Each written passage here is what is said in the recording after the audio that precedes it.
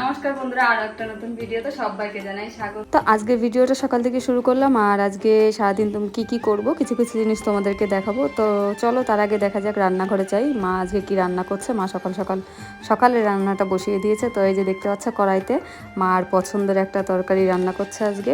আর এই তরকারিটার নাম কিন্তু মাই তরকারিটা তৈরি করেছে, আর মাই নাম রেখেছে শাকের ঝোল। এই তরকারিটা দেখে হয়তো পছন্দ হবে না, কিন্তু এই তরকারিটার স্বাদ কিন্তু খুবই সুন্দর। আর এই তরকারিটা রান্না করলে মার হাতে যারা যারা একবার এই তরকারিটা খেয়েছে, তো এই তরকারিটা রান্না করলে কিন্তু সবাইকে আবার বাটিতে বাটিতে ভাগ করে সবাইকে দিতে হয়। কিন্তু এই তরকারিটা এতই ভালো খায় সবাই এই তরকারিটা।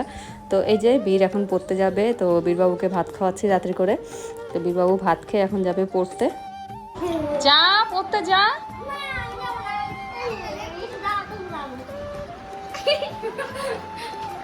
বিচ্ছু, সবার একটা বিচ্ছু। এই দেখো পড়তে যাওয়ার নাম করে আমাদের বাড়ি এসে বসে সময় কাটাচ্ছে না।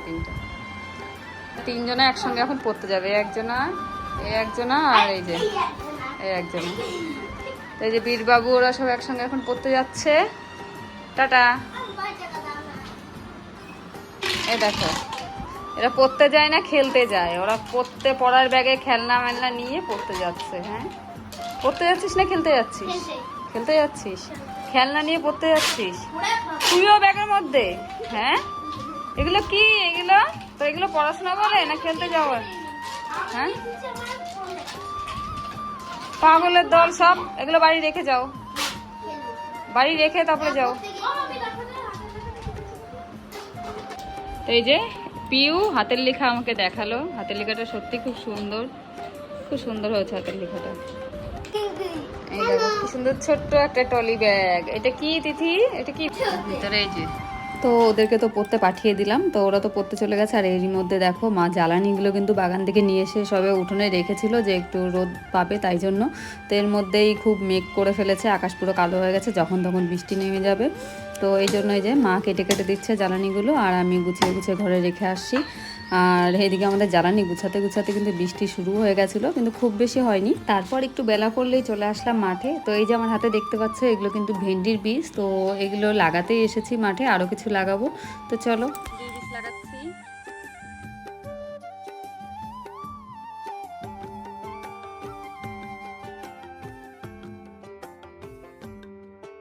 তো এই যে এখন মাঠে এসেছি, আর মাঠে এসে কটা ভেন্ডির বীজ লাগালাম। তো ভেন্ডির বীজ লাগানো হয়ে গেছে, আর এখন লাগাবো কিন্তু রাগি। তোমরা কে কে চেনো? যদি কেউ জেনে থাকো তাহলে আমাকে কমেন্ট করে জানিও রাগি। আর এই বছর প্রথম কিন্তু আমরা রাগির বীজ লাগাচ্ছি, মানে রাগি। আর রাগি কিন্তু খায়, রাগির আটা হয়, তো রাগি খাওয়া যায়। তো সেই রাগি আমরা লাগাবো এবার। তো চলো এখন আমি রাগি লাগাবো। এই যে এগুলো হলো রাগির বীজ, পুরো সর্ষের মতো দেখতে রাগির বীজগুলো।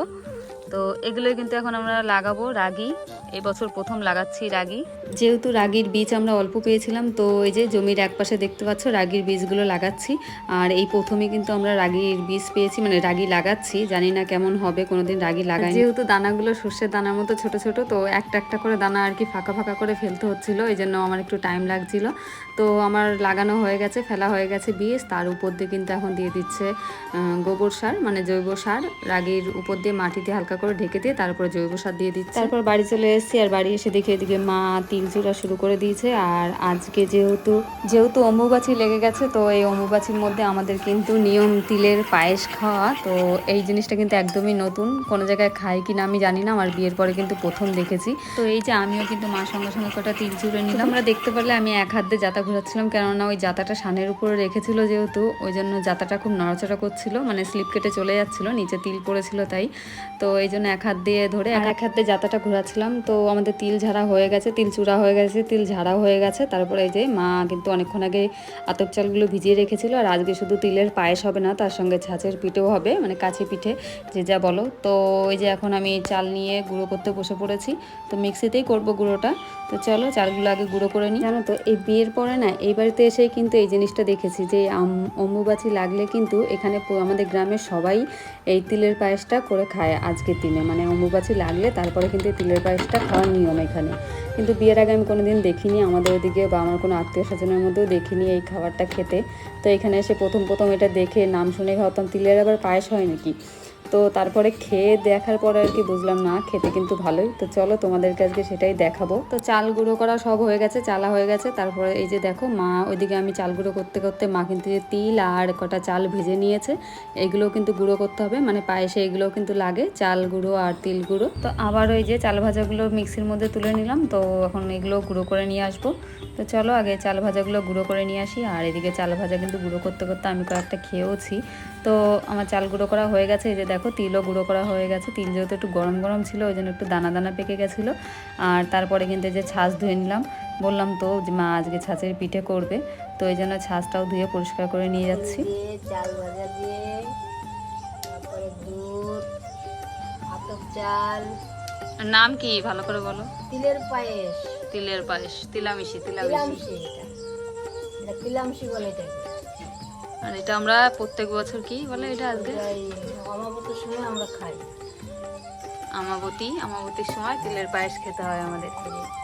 এগুলো আম, শুকনো আম। ও আম, এদিকে আম ফলসি। তো আমাদের পায়েস তো হয়ে গেছে, এই যে পায়েস বাটিতে বাটিতে বাড়া হয়ে গেছে। তো পায়েস হয়ে গেছে। আর এখন মা আবার করতে হলো কি পিঠে, ছাঁচের পিঠে। এই যে কাস্তে পোড়া, এগুলো কাস্তে পোড়া বলে, সাজের পিঠে বলে। কাস্তে পোড়া। আর এই যে পিঠে হচ্ছে। হচ্ছে তো।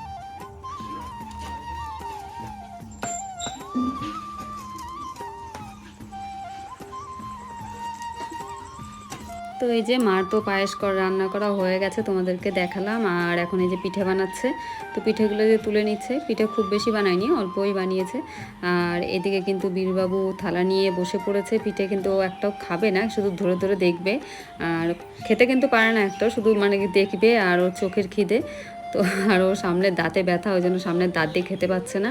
তো এই দেখো সাইড দিয়ে আবার দেখাচ্ছে দাঁতটা, ওই যে দাঁতটা ব্যথা, তো সাইড দিয়ে কামড়ে কামড়ে খাচ্ছিল। তো ও তো পিঠে খেতে পাচ্ছিল না। আর ওই পায়েস হলো আমার ছেলে খায় না, বীরবাবু। তো এই জন্য আবার এখন বায়না করছে তাহলে আমি এগুলো খাবো না, আমাকে এখন তিলের নাড়ু বানিয়ে দাও। তো এই কারণে মা আবার, তিল তো চূড়াই ছিল, এই জন্য মা আবার এই যে নাড়ুগুলো বানাচ্ছে ওর জন্য। আর এদিকে দেখো আবার থালা নিয়ে বসে পড়েছে কিন্তু নাড়ুর, কিন্তু দুই একটা খাবে, খেয়ে রেখে দেবে। ওর এইরকমই অভ্যাস, সব কিছু বায়না করবে কিন্তু খেতে পারে না একটাও। তো আজকের মতো আমাদের রান্নাবান্না প্রায় মানে যা যা করণীয় ছিল সব করা হয়ে গেছে। তিলের পায়েস, তারপরে হলো পিঠে, নাড়ু, সব কিছু মা করেছে, সবই তো তোমাদেরকে দেখালাম। সব কিছু করা হয়ে গেছে আমাদের। তো তোমরাও কি আমাদের মতো কেউ এই অম্বুবাচিতে এরকম পায়েস খেয়েছো বা খাও?